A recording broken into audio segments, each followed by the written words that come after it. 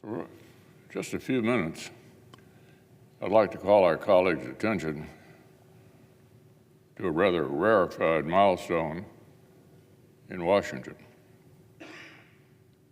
and in our national political discourse. 50 years of columns from George Will of the Washington Post. Perhaps in some other biography of some other figure approaching George's intellectual stature, the eye might be drawn to the doctorate in political science. Among the credentials of some impressive journalists, you might notice above all the Pulitzer Prize. But in the story of George Will, the most remarkable thing is the consistent, unrelenting rhythm. Twice a week for half a century, he's commanded a place in the most consequential conversations. Twice a week, inviting and sometimes insisting that the most powerful city and the most powerful nation on earth actually consider a well-reasoned argument.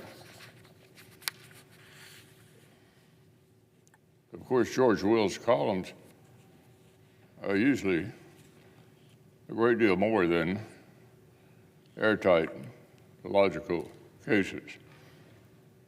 They're full of historical trivia, sharp wit, delicious sarcasm, and more often than not, allusions or outright lessons in America's pastime. Like Buckley and Reagan, George Will was quite evidently enjoyed his vocation as a happy warrior. He clearly relished every chance to gently remind readers that the answers to the biggest questions of the day so often lie in the wisdom and traditions of the past. In his own reflections on 50 years at the Post, George remarked that the great luxury of a columnist is assuming that the mental pantries of one's readers are well stocked with baseline knowledge.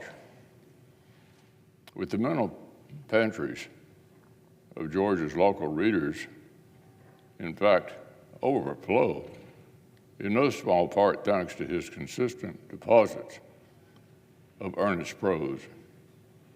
As always, we'll look forward to reading what he has to say next.